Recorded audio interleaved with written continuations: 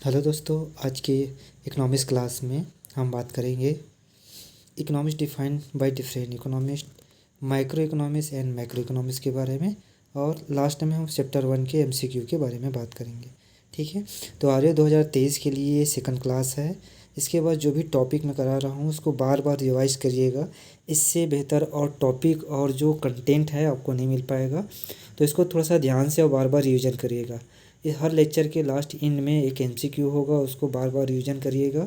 इस क्लास में भी लास्ट में चैप्टर 1 का ये लास्ट क्लास है, जिसमें से पूरे जो है एमसीक्यू जो बनना चाहिए मैंने मेंशन कर दिया है। ठीक है, आगे बात करते हैं। पहला जो टॉपिक था economics defined by famous economist. पिछले क्लास में मैंने बताया था कि जो इकोनॉमिस्ट जो है उन्होंने कुछ कुछ डिफिनेशन और दिए हुए हैं, जैसे एडम स्मिथ है, अल्फ्रेड मार्सन और लियोन रॉबिन्स ने। तो यहाँ से क्वेश्चन पैटर्न जो बनता है किस तरीके से बनता है मैं बता दे रहा हूँ। यहाँ पे डायरेक्ट जो है जो डिफिनेशन दिया रहेगा आपके क्वेश्चंस में, और नीचे जो भी है उसके ऑप्शंस में जो रहेंगे आपके जितने भी इकोनॉमिस्ट हैं उसके द्वारा जो दिया गया डिफिनेशन के नाम। ठीक है, तो आपको ध्यान देखना है डिफिनेशंस में क्या चीज़ मेंशन किया है कौन से इकोनॉमिस्ट ने, वो अच्छे से आपको ध्यान में रखना है। जैसे इस डिफिनेशन में पहले डिफिनेशन में बोला गया है inquiry into the nature and causes of wealth of nation. तो वेल्थ ऑफ नेशन हमको पता है किसका है, एडम स्मिथ का। तो जहाँ पे डिफिनेशन में एडम स्मिथ मिलेगा तो आपको ध्यान रखना है एडम स्मिथ टिक करना है। उसी प्रकार ऑर्डिनरी बिजनेस ऑफ लाइफ के बारे में बताया है, जैसे कि अल्फ्रेड मार्सन ने उन्होंने क्या डिफाइन किया था, उसे कौन सा डिफिनेशन दिया हुआ था, वेलफेयर कल्याण के संबंधी परिभाषा। तो मनुष्य के कल्याण के लिए जो परिभाषा दिया हुआ है उससे रिलेटेड एक और डिफिनेशन दिया हुआ है उसके द्वारा, वो है ऑर्डनरी बिजनेस ऑफ लाइफ। तो इसमें देख रहे हैं कि ऑर्डनरी बिजनेस ऑफ लाइफ यदि उसमें मेंशन करते हैं अल्फ्रेड मार्शन की डिफिनेशन में, तो आपको ध्यान देना है ये अल्फ्रेड मार्शन इसका आंसर्स रहेंगे। तो उन्होंने कहा economics as a study of mankind and the ordinary business of life. अर्थशास्त्र जो होता है मनुष्य के साधारण व्यापार संबंधी क्रियाओं का अध्ययन करता है। किसने कहा था, अल्फ्रेड मार्शन ने। उसी प्रकार लियोन रॉबिन्स ने भी डिफाइन किया था कि स्केर्सिटी डिफिनेशन ऑफ इकोनॉमिक्स, उससे संबंधित उन्हें इकोनॉमिक्स को परिभाषित करते हुए कहा है इकोनॉमिक्स की स्टडी करता है ह्यूमन बिहेवियर के उनके उद्देश्यों का, जैसे रिलेशनशिप बिटवीन किसके बीच, end and scarce means which is alternative use. जो उसके जो भी सीमित साधन है, जो इंड होने वाले जो साधन है उसको किस तरीके से अल्टरनेटिव यूज करता है, जिसके अंतर्गत अर्थशास्त्र में बताया गया है किस तरीके से उसको अध्ययन किया जाएगा। ठीक है, तो आपको ध्यान देना है रॉबिन्स जो है उसके डिफिनेशंस में यहाँ पे स्केयर मेंशंस रहेंगे या अल्टरनेटिव यूज मेंशंस रहेंगे। ठीक है, तो स्केयर जो है किसके अंतर्गत आता है, रॉबिन्स की डिफिनेशन के अंतर्गत आता है। ठीक है, देन उसके बाद हम बात करेंगे फाउंडेशन ऑफ इकोनॉमिक्स, जैसे कि जिसका फाउंडेशन ऑफ इकोनॉमिक्स जो बुक लिखा था पॉल सैमुअल्सन ने। अब उन्होंने जो डिफाइन किया है इकोनॉमिक्स को, क्या डिफाइन किया है, जो है growth and orientation definition of economics किसके द्वारा दिया गया था, पॉल सैमुअल्सन के द्वारा। उसी प्रकार इकोनॉमिक्स को फिर से डिफाइन किया है economics as a queen of social science. अब इकोनॉमिक्स को क्वीन ऑफ सोशल साइंस के नाम से उन्होंने परिभाषित किया है, जो सामाजिक विज्ञान की रानी कहा गया है। तो ये चार डिफिनेशन है, चारों डिफिनेशन में किस तरीके से क्वेश्चंस आ सकते हैं वो आपके डिफिनेशन को अच्छे तरीके से देखना है। वेल्थ डिफिनेशन अगर दिख रहा है, वेल्थ के बारे में एडम स्मिथ रहेगा। किसी मनुष्य के ऑर्डिनरी बिजनेस लाइफ के बारे में बता रहा है डिफिनेशन में, तो अल्फ्रेड मार्शन आएंगे उसके आंसर्स में। किसी चीज़ की सीमित साधन या दुर्लभता संबंधी या स्केयरसिटी संबंधी अगर वहाँ पे मेंशन कर रहा है स्केयर, तो रॉबिन्स आएगा। उसी प्रकार यहाँ पे यदि क्वीन ऑफ सोशल साइंस या ग्रोथ एंड ओरिएंटेड डिफिनेशन अगर विकास संबंधी परिभाषा की बात करेंगे तो पॉल सैमुअल्सन आएगा। ठीक है, ये डिफिनेशन से पोर्शन से क्वेश्चंस था और उसके आंसर्स। ठीक है, किस तरीके से बन सकता है। अब आगे बात करेंगे किसके बारे में, उसके बुक्स के बारे में। जितने भी इकोनॉमिस्ट जो थे उसके बुक्स के बारे में यहाँ पे मेंशन कर दिया। इंपॉर्टेंट जो बुक्स है जो एग्जाम में आते हैं उसके बारे में ध्यान से देखना है। ठीक है, तो इसमें सबसे फेमस बुक है वेल्थ ऑफ नेशंस के बारे में, प्रिंसिपल ऑफ इकोनॉमिक्स के बारे में, an essay in the nature and significance of economics science के बारे में, और फाउंडेशन ऑफ इकोनॉमिक्स। टू ये डायरेक्ट क्वेश्चंस रहता है यहाँ पे, आपको बुक के साथ इकोनॉमिक्स के नाम उसके ऑथर के नाम आपको याद रखना है। ठीक है, तो इस चारों बुक को अच्छे से याद कर लीजिएगा और उसके इकोनॉमिक्स के नाम याद कर लीजिएगा जिसके द्वारा वो लिखा गया है। ठीक है, तो इसमें से ज़्यादा मेंशन नहीं करना है, जो भी इंपॉर्टेंट टॉपिक है मैं बता दे रहा हूँ। आगे हम बात करेंगे दो इंपॉर्टेंट टॉपिक के बारे में, माइक्रो और मैक्रो के बारे में। तो माइक्रो और मैक्रो क्या होता है उसके बारे में हम बात करते हैं। नाम से स्पष्ट है कि माइक्रो मतलब छोटा होता है और मैक्रो मैक्रो का अर्थ होता है बड़ा। ठीक है, तो ये दोनों के बारे में स्टडी करते हैं। तो यहाँ से क्वेश्चंस कहाँ कहाँ से क्वेश्चन अभी तक आ चुका है, सबसे एक क्वेश्चंस आया है उसके एग्जाम्पल से क्वेश्चंस, ठीक है, एक है प्राइस थ्योरी से क्वेश्चंस और ये रैगनाफ्रिज से क्वेश्चन, ये तीनों जगह से क्वेश्चंस आ चुका है। और ये डीपली में हम यूजीसी नेट में देखते हैं इकोनॉमिक्स में, वहाँ से क्वेश्चंस आ सकता है, ठीक है। तो माइक्रो इकोनॉमिक्स इतने पोर्शन से क्वेश्चन अभी तक देखने को मिला है, तो आपको थोड़ा सा ध्यान रखना है इसमें क्या क्या चीज़ें याद रखना है। सबसे पहले उनके मीनिंग में जो है मैक्रो इकोनॉमिक्स टर्म कौन से वर्ड से शब्द से लिया गया है, तो आपको ध्यान रखना है ग्रीक वर्ड से। कौन से ग्रीक वर्ड? माइक्रोस। माइक्रोस का मतलब क्या होता है? स्मॉल। स्मॉल मतलब छोटा, ठीक है। छोटे चीज़ का हम यदि स्टडी करते हैं वो माइक्रो इकोनॉमिक्स कहलाएगा। बड़े चीज़ का अगर हम स्टडी करेंगे तो मैक्रो इकोनॉमिक्स। छोटी चीज़ मतलब किसी एक सिंगल व्यक्ति का, बड़ी चीज़ मतलब बहुत सारे व्यक्ति वहाँ पे उनसे सभी का एक साथ एनालिसिस करेंगे तो वो मैक्रो इकोनॉमिक्स के अंतर्गत आएगा, ठीक है। उसके बाद अब बात करेंगे उसके टर्म्स के बारे में। जो टर्म माइक्रो इकोनॉमिक्स जो टर्म जो है रैगनाफ्रिज के द्वारा दिया गया है, उसी के बाद माइक्रो और मैक्रो दोनों, माइक्रो और मैक्रो जो है दोनों जो है रैगनाफ्रिज के द्वारा ही दिया गया है, तो इसको अच्छे से याद रखिएगा। अब माइक्रो इकोनॉमिक्स को किस नाम से जाना जाता है? प्राइस थ्योरी के बारे में बहुत बार जिक्र किया गया है क्वेश्चंस में, एग्जाम्स में, तो इसको अच्छे से ध्यान रखना। मूल सिद्धांत संबंधी परिभाषा या मूल सिद्धांत थ्योरी किसके द्वारा प्रतिपादित किया गया, या मूल सिद्धांत थ्योरी किसके अंदर लिया जाता है, उसको अच्छे से ध्यान रखना है, ठीक है। तो प्राइस थ्योरी किसको और किस नाम से जाना जाता है? माइक्रो इकोनॉमिक्स थ्योरी के नाम से। तो माइक्रो इकोनॉमिक्स बोलेगा वहाँ पे व्यष्टि अर्थशास्त्र को किस नाम से पुकारा जाता है, कोई अन्य नाम से पुकारा जाता है, तो आपको ध्यान रखना है माइक्रो इकोनॉमिक्स को किसी अन्य और नाम से, किसके नाम से पुकारा जाता है? प्राइस थ्योरी के नाम से पुकारा जाता है। मूल्य सिद्धांत कहा गया किसको? माइक्रो इकोनॉमिक्स को, ठीक है। उसी प्रकार जो माइक्रो इकोनॉमिक्स का हम स्टडी को यूजेस करते हैं किसके अंतर्गत? पार्शियल इक्विलिब्रियम एनालिसिस के अंतर्गत। आंशिक रूप से हम जब एनालिसिस करते हैं तब माइक्रो इकोनॉमिक्स का अध्ययन करते हैं, ठीक है। पार्शियल इक्विलिब्रियम एनालिसिस का अध्ययन करते हैं। उसी प्रकार मैक्रो में क्या हो जाएगा? जनरल इक्विलिब्रियम एनालिसिस, सामान्य रूप से हम अध्ययन करेंगे। तो माइक्रो इकोनॉमिक्स यूज किसके अंतर्गत आएगा? पार्शियल इक्विलिब्रियम एनालिसिस के ध्यान रखना है, ठीक है। अगर पार्शियल इक्विलिब्रियम एनालिसिस क्वेश्चंस में मेंशन कर रहा है, आपको ध्यान रखना है वो माइक्रो इकोनॉमिक्स के अंतर्गत आएगा। उसी प्रकार माइक्रो इकोनॉमिक्स और किस किस के बारे में अध्ययन करता है? इंडिविजुअल यूनिट, यहाँ से क्वेश्चन आ गया है। Individual firm, individual house hold. तो इंडिविजुअल जहाँ पे लिखा रहेगा वहाँ पे माइक्रो इकोनॉमिक्स मेंशन होगा। इंडिविजुअल या स्मॉल यूनिट के बारे में लिखा रहेगा तो माइक्रो। लार्ज या होल के बारे में लिखिए या एग्रीगेट के बारे में बात किया जाएगा तब वो मैक्रो इकोनॉमिक्स के अंतर्गत आएंगे, ठीक है। अब इसी प्रकार ये क्वेश्चन आया हुआ था सीटी के एग्जाम पे, जो है फार्म मैनेजमेंट जो होता है वो किसके अंतर्गत आता है?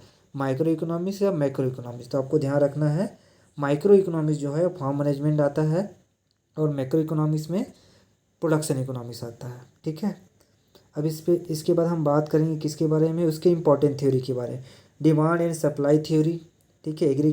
फर्स्ट इंडिविजुअल डिमांड और इंडिविजुअल सप्लाई, ठीक है। ये दोनों जो रहेंगे सिंगल डिमांड और सिंगल सप्लाई की थ्योरी के बेस पे माइक्रो इकोनॉमिक्स के अंतर्गत है। इसी के अंदर कोई जो भी वस्तु हम लोग प्रोड्यूस करेंगे उसकी प्राइस का निर्धारण जो होता है हम लोग माइक्रो इकोनॉमिक्स के अंतर्गत निर्धारित करते हैं, ठीक है। तो माइक्रो इकोनॉमिक्स में किसी वस्तु के प्रोड्यूस करने के बाद उसकी कीमत कितना रखना चाहिए, उसमें हम प्राइस माइक्रो इकोनॉमिक्स के अंतर्गत हम ध्यान देंगे, ठीक है। ये मेजर इंपॉर्टेंट पॉइंट है, इसको अच्छे से याद करिएगा और बार बार रिविजन करिएगा। जो प्राइस थ्योरी है उसको अच्छे से याद करिएगा, बहुत बार रिपीट हो चुका है।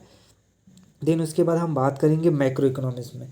मैक्रो इकोनॉमिक्स में हम भी टर्म याद रखेंगे जो एक ग्रीक वर्ड से लिया गया है मैक्रोस। मैक्रोस का मतलब होता है लार्ज या होल या बहुत बड़े अमाउंट में, ठीक है। रैगनाफ्रिज जो है ये भी मैक्रो इकोनॉमिक्स टर्म दिया हुआ है। अब इसको यहाँ पे ध्यान रखना है इंपॉर्टेंट फैक्टर के बारे में, मैक्रो इकोनॉमिक्स को किस नाम से जाना जाता है। उसी प्रकार income theory is also known as macro economics. Employment an यहाँ पे मिसिंग है, थोड़ा ध्यान रखना है। यहाँ पे एम्प्लॉयमेंट हो गया है तो यहाँ पे होगा एम्प्लॉयमेंट, ठीक है। एन यहाँ पे मेंशन कर लीजिएगा, ठीक है। यहाँ पे तो यहाँ पे एम्प्लॉयमेंट थ्योरी रहेगा, रोजगार सिद्धांत जो है किसके अंतर्गत है? मैक्रो इकोनॉमिक्स का। तो मैक्रो इकोनॉमिक्स को इनकम थ्योरी और एम्प्लॉयमेंट थ्योरी के नाम से जाना जाता है, ठीक है। या तो मेंशन में रहेगा इनकम थ्योरी या तो एम्प्लॉयमेंट थ्योरी, दोनों नाम से, ये दोनों ध्यान रखना है। माइक्रो इकोनॉमिक्स यूजेस होता है जनरल इक्विलिब्रियम एनालिसिस के अंतर्गत, ये भी ध्यान रखना है। और ये most important factor macro economics deals with करता है होल या एग्रीगेट लेवल पे या प्रोडक्शन इकोनॉमिक्स लेवल पे, ठीक है। तो बहुत बड़े एरिया जहाँ पे हम सभी कंज्यूमर्स जहाँ पे हम उपस्थित रहेंगे, पूरे होल कंज्यूमर्स के बारे में यदि स्टडी करते हैं तो मैक्रो कहलाएगा। यदि हम सिंगल एक कंज्यूमर के बारे में स्टडी करेंगे तो वो माइक्रो कहलाएगा। कोई मार्केट में कोई एक कंज्यूमर के द्वारा जितनी भी डिमांड मांगी जा रही है, जो भी सब्जी जो भी वो डिमांड करना चाहता है, उसके द्वारा जो भी हम स्टडी करेंगे तो वो सिंगल व्यक्ति का सिंगल डिमांड या वो माइक्रो इकोनॉमिक्स कहलाएगा। उसी प्रकार उस मार्केट के अंतर्गत बहुत सारे कंज्यूमर्स रहेंगे, इस मार्केट के अंतर्गत बहुत सारे कंज्यूमर्स रहेंगे तो वो क्या है, किसके अंतर्गत आएगा, मैक्रो इकोनॉमिक्स के अंतर्गत। और मान लो इस मार्केट के अंदर एक सिंगल कंज्यूमर है, वो माइक्रो इकोनॉमिक्स के अंतर्गत आएगा। आगे पिक्चर में मेंशन है, वो आसानी से समझ आ जाएगा। ठीक है, इसके अंतर्गत कुछ इंपॉर्टेंट थ्योरी है जिसमें डिमांड, सिंगल डिमांड पढ़ रहे थे, यहाँ पे हम एग्रीगेट डिमांड मतलब बहुत सारी डिमांड के बारे में अध्ययन करेंगे, एग्रीगेट सप्लाई के बारे में अध्ययन करेंगे, नेशनल इनकम के बारे में अध्ययन करेंगे, एम्प्लॉयमेंट के बारे में और इन्फ्लेशन के बारे में। ठीक है, ये मेजर थ्योरी है, इसको डिफाइन करना है। ठीक है, तो बोलेगा और क्वेश्चंस में आता है national income study under the employment study under the inflation is part of micro economics या मैक्रो इकोनॉमिक्स। तो national income is a part of micro economics या मैक्रो इकोनॉमिक्स। ठीक है, तो national income employment and inflation जो है वो macro economics के अंतर्गत आता है। ठीक है, क्लियर है। तो आप में इसमें से मेजर टॉपिक है, अब पॉइंट है ये, इसको अच्छे से याद करिएगा। ये एकदम डीपली क्वेश्चंस है, ये नेट लेवल पे पूछा जाता है और ये चीज़ें है आपका बेसिक लेवल पे। तो ये चीज़ें जो इम्पोर्टेंट पॉइंट है, इस चीज़ को अच्छे से रट के याद कर लीजिएगा, क्योंकि क्वेश्चन इस बार पैटर्न थोड़ा सा चेंज होने वाला है या सिंपल पैटर्न दे सकते हैं। तो सब तरीके से हमको तैयार होकर चलना है। अब इसके बाद इसके फिगर्स में देखो, यहाँ पे पिक्चर्स में बताया गया है सिंपल तरीके से। यहाँ पे किसी एक इंडिविजुअल हाउस होल्ड है, स्कूल है। ठीक है, एक पर्टिकुलर एक स्कूल है, क्योंकि एक एरिया पे बहुत सारे स्कूल्स रहते हैं, पर्टिकुलर एक स्कूल के बारे में स्टडी करते हैं तब की बात। ये सभी किसके एग्जांपल है, माइक्रो इकोनॉमिक्स के बारे में। ठीक है, किसी इंडिविजुअल के बारे में। यहाँ पे देखो, एक पर्टिकुलर एरिया में जितने भी हाउस होल्ड है, पीपल है, पूरे की इनकम, एम्प्लॉयमेंट और एक हाउस होल्ड का डेवलपमेंट, स्ट्रक्चर, गवर्नमेंट एक्सपेंडिचर, सब चीज़ें यहाँ पे पूरे नेशनल इकोनॉमी के बारे में हम बात करेंगे। तो ये सभी चीज़ें लार्ज अमाउंट में या होल अमाउंट में एग्रीगेट लेवल में हम बात करते हैं, तो ये मैक्रो इकोनॉमिक्स कहलाएगा। यदि हम यहाँ पे सिंगल यूनिट के बारे में, हम सिंगल चीज़ के बारे में बात कर रहे हैं, वो माइक्रो इकोनॉमिक्स कहलाएगा। ठीक है, तो सिंपल टर्म ये बोल सकते हैं, एक क्लास रूम है जहाँ पे बहुत सारे स्टूडेंट हैं, किसी एक सिंगल स्टूडेंट है जिसके मार्क्स आएगा, जो भी मार्क्स आएंगे उसके बारे में स्टडी करते हैं, वो माइक्रो इकोनॉमिक्स कहलाएगा। यदि एक क्लास है उसके अंदर बहुत सारे स्टूडेंट है, तो पूरे होल एवरेज करके अगर हम पूरे होल स्टूडेंट का हम स्टडी कर रहे हैं तो किसके अंतर्गत आएंगे, मैक्रो इकोनॉमिक्स के अंतर्गत। ओके, अब बात करते हैं, आगे देखते हैं नेक्स्ट। अब बात करते हैं अल्फ्रेड मार्शल के बारे में। यहाँ से कुछ इंपॉर्टेंट पॉइंट है, इसके जो कंट्रीब्यूशन है उसको नाम याद करते हुए चलना है। यहाँ से पिछले टाइम स्टैंडर्ड ऑफ इकोनॉमिक्स में यहाँ से क्वेश्चन दिया हुआ था, तो यहाँ से क्वेश्चन आपको याद रखना है। ठीक है, पहला है डिमांड थ्योरी। डिमांड थ्योरी किसने दिया था, लॉ ऑफ डिमांड। ठीक है, इलास्टिसिटी ऑफ डिमांड, ये सभी अल्फ्रेड मार्शल के द्वारा लिखा गया है।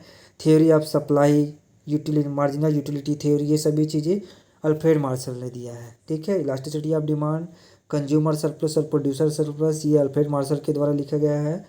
प्रिंसिपल ऑफ इकोनॉमिक्स, ये अल्फ्रेड मार्शल के द्वारा। थ्योरी ऑफ कंज्यूमर बियर, ये सभी चीज़ें हैं अल्फ्रेड मार्शल के द्वारा दिया गया है। तो ये मेजर इंपॉर्टेंट टॉपिक है। डिमांड और सप्लाई थ्योरी जो है वो किसके द्वारा मेंशन किया गया है, तो आपको ध्यान रखना है, अल्फ्रेड मार्शल। ठीक है, गिवन बाय जितने भी थ्योरीज जो दिए हुए हैं वो किसके द्वारा दिया गया है, अल्फ्रेड मार्शल के द्वारा। ठीक है, बुक में कभी कभी अल्फ्रेड मार्शल के बहुत सारे बुक में इसके पिक्चर्स नहीं दिए हुए, यहाँ पे मेंशन कर दिया हूँ, आप पहचान सकते हैं इसको अच्छे से। तो ये इंपॉर्टेंट थ्योरी टॉपिक है अल्फ्रेड मार्शल के, जो एग्जाम्स में आते हैं, ये सभी चीज़ें अब मैं मेंशन कर दिया हूँ। ठीक है, आगे हम बात करेंगे। अब नेक्स्ट टॉपिक था एग्रीकल्चर इकोनॉमिक्स का, तो यहाँ पे हम मेंशन कर दिए हैं।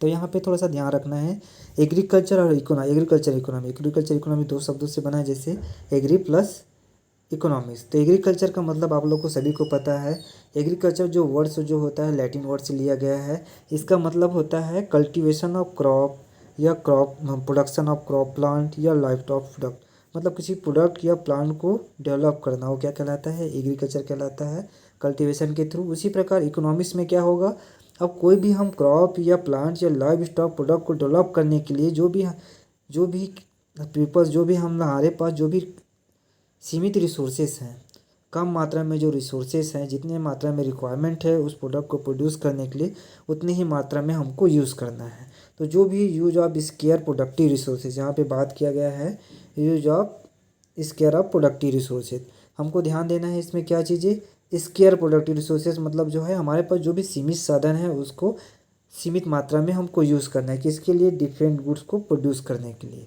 ठीक है, जितनी मात्रा में उसका आवश्यकता है उतनी मात्रा में हमको यूज़ करना है।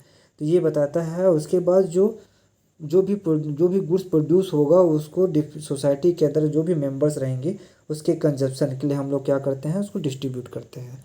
ठीक है, तो ये क्या क्या कहलाता है, इकोनॉमिक्स। तो इकोनॉमिक्स में हम जनरली क्या सीखते हैं, जो भी हमारे पास सीमित साधन जो रहते हैं उसको हम किस तरीके से अल्टरनेटिव यूज़ करें जिससे हमको मैक्सिमम सेटिस्फैक्शन, मैक्सिमम प्रोडक्शन और वेलफेयर को अच्छे से जो कंजप्शन है उनके डिमांड के अकॉर्डिंग मिल सके।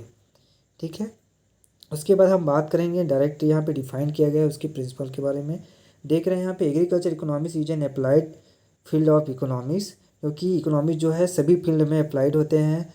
विच is the principle of choice are applied in the. ठीक है, तो यहाँ पे बोला गया है कौन कौन से ऐसे प्रिंसिपल है जिसमें अप्लाइड होते हैं। पहला प्रिंसिपल बात कर रहे हैं यूज ऑफ स्केयर रिसोर्सेज, जैसे कि such as land, labour, capital and management.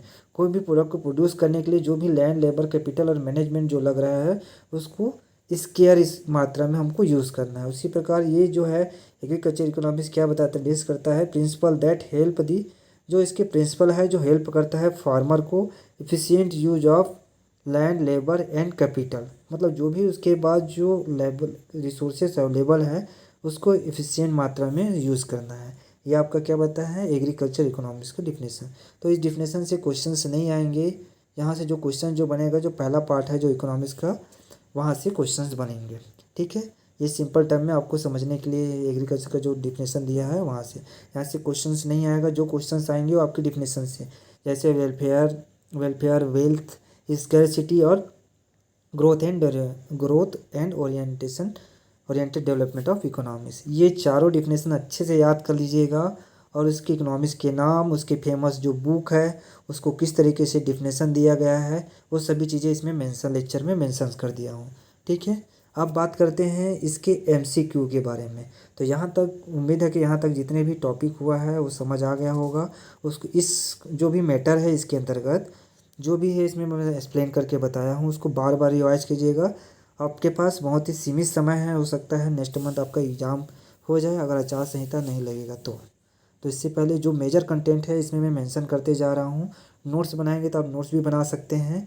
और थोड़ा सा ध्यान रखिएगा कि लास्ट में जब जैसे लेक्चर पूरा कंप्लीट हो जाएगा मैं आप लोग को लेक्चर वाइज या चैप्टर वाइज एक पीडीएफ नोट्स प्रोवाइड करूँगा यूट्यूब लिंक पे, आप वहाँ से डाउनलोड भी कर सकते हैं। तो वहाँ से बहुत सारे एमसीक्यूज़ भी रहेंगे, वहाँ पे सॉल्व भी कर सकते हैं इजी तरीके से। तो कुछ एमसीक्यू जो है जो चैप्टर 1 में हम अभी तक पढ़े हैं, ये देखते हैं इसके बारे में हम कितना सही कर सकते हैं। ठीक है, तो आपके द्वारा जो भी इसको मेंशन करना है, स्क्रीनशॉट लेना है, तो आप स्क्रीनशॉट लेके इसके प्रैक्टिस कर सकते हैं। ठीक है, तो पहला जो चैप्टर में जो भी क्वेश्चंस अभी तक जो बने हैं यहाँ पे मैं मेंशन कर दिया हूँ। तो पहला क्वेश्चन जो बोलता है, क्या बोलता है, the micro economics and macro economics terms were given by. तो हम बात किए हैं कि माइक्रो इकोनॉमिक्स और मैक्रो इकोनॉमिक्स टर्म जो है किसने दिया है। यहाँ पे आपके ऑप्शंस में है ACPQ, अल्फ्रेड मार्शल, रैगनर फ्रिश और एडम स्मिथ। ये 4 ऑप्शंस हैं, आपको ध्यान रखना है। तो अभी तक हम जो पिछले क्लास में जो पढ़े हैं माइक्रो और मैक्रो दोनों जो टर्मोलॉजी किसने दिया है, रैगनर फ्रिश के द्वारा। ठीक है, किसके द्वारा दिया गया है, ये रैगनर फ्रिश के द्वारा दिया गया है। ठीक है, उसी प्रकार सेकंड हम बात करते हैं वेल्थ डिफिनेशन ऑफ इकोनॉमिक्स, आपको पता है ये एडम स्मिथ का है। ठीक है, उसके बाद वेलफेयर डिफिनेशन ऑफ इकोनॉमिक्स, ये आपको कल्याण संबंधी परिभाषा किसके द्वारा दिया गया है, Alfred Marshall, Adam Smith, Allen Robbins या नन ऑफ द अबव। कल्याण संबंधी परिभाषा किसके द्वारा दिया गया है, अल्फ्रेड मार्शल के द्वारा। ठीक है, अब बात करते हैं, एक मिनट रुकिएगा। अब बात करते हैं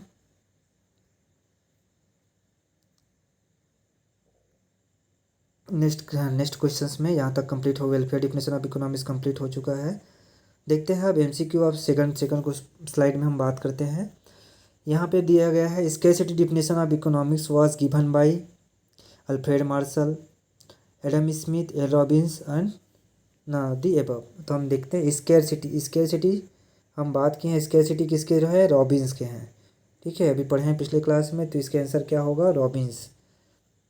उसी प्रकार हम बात करेंगे किसका, growth and oriented definition of economics was given by Alfred Marshall, Adam Smith, L Robins और पॉल सैमुअल्सन।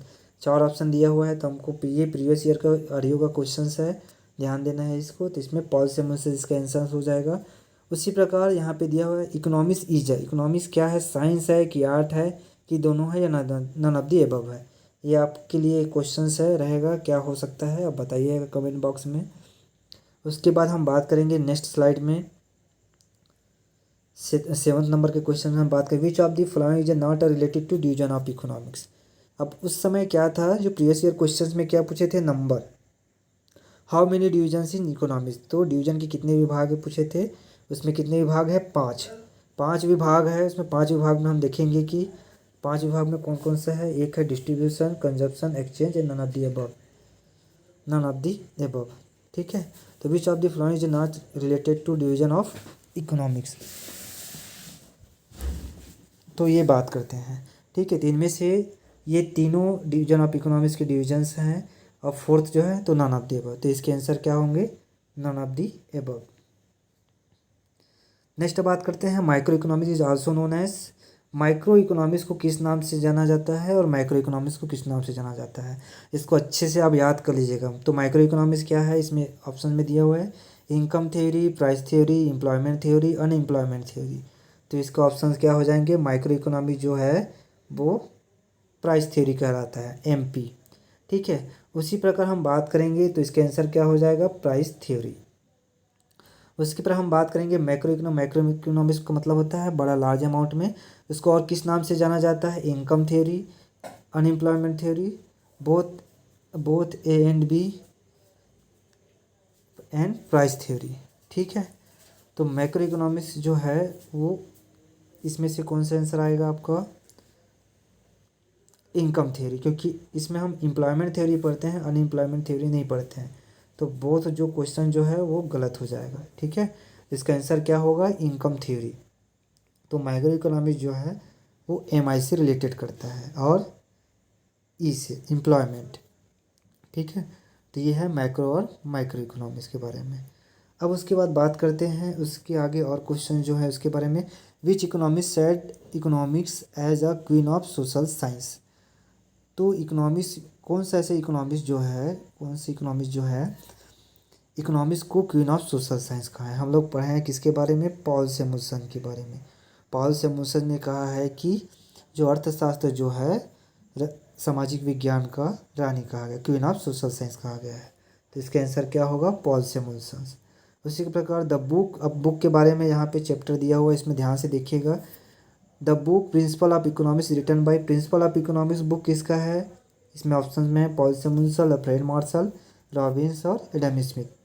तो प्रिंस अल्फ्रेड मार्शल की डिफिनेशन में उसके कंट्रीब्यूशन में मैंने बताया था कि प्रिंसिपल ऑफ इकोनॉमिक्स का एक पार्ट है, तो अल्फ्रेड मार्शल इसका आंसर होगा। ठीक है, the book theory of moral sentiment is written by, moral sentiment कहाँ पे पढ़े हैं, जब हम पहले क्लास में पढ़ रहे थे किसके बारे में, एडम स्मिथ के बारे में।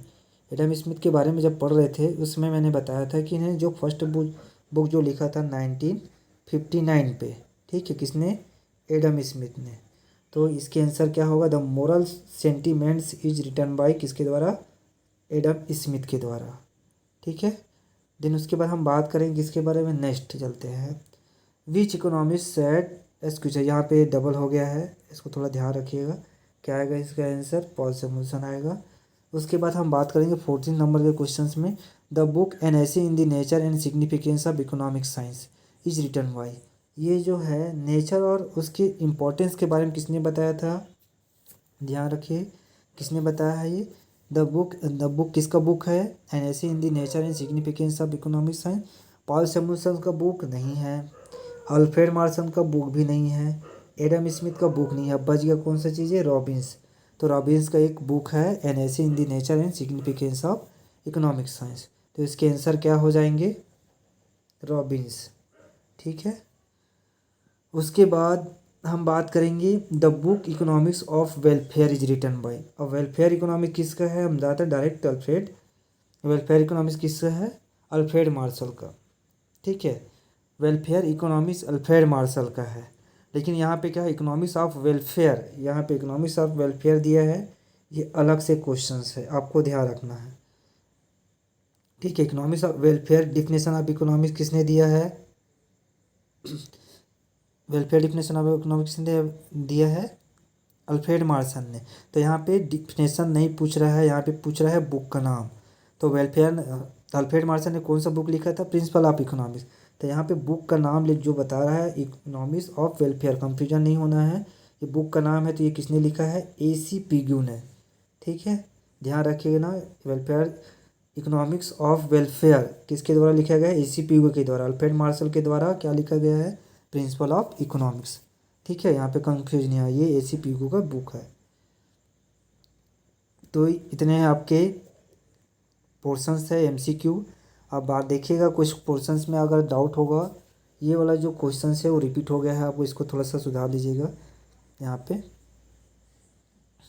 तो आगे जो क्लास होंगे उसमें से हम नेक्स्ट चैप्टर जो पढ़ेंगे हम लोग डिमांड और सप्लाई, या डिमांड और सप्लाई के बारे में भी पढ़ेंगे। देन उसके साथ जो रिलेट करेंगे गुड्स है, यूटिलिटी है, और वांट्स है, और वेल्थ है। तो ये सभी चीज़ के बारे में हम मेंशन करेंगे, क्योंकि ये छोटा सा सिलेबस है, लेकिन जो बेसिक जो चीज़ें हैं जहाँ पे यूज़ होगा, जहाँ पे इम्पोर्टेंट है, मैं बताते जाऊँगा। ये पूरे आपके MCQ है, इसको अच्छे से आप लोग देख लीजिएगा और इसको बार बार रिवीजन कीजिएगा। अगर इसमें कुछ डाउट हो रहा है या इसमें कुछ मेंशन करना है तो आप लोग कमेंट बॉक्स में दे दीजिएगा। और आज का अगर जो है क्लास है, अगर अच्छा लगा होगा तो उसमें लाइक कर दीजिएगा। तो आगे हम नेक्स्ट चैप्टर जो लेके आएंगे डिमांड और सप्लाई।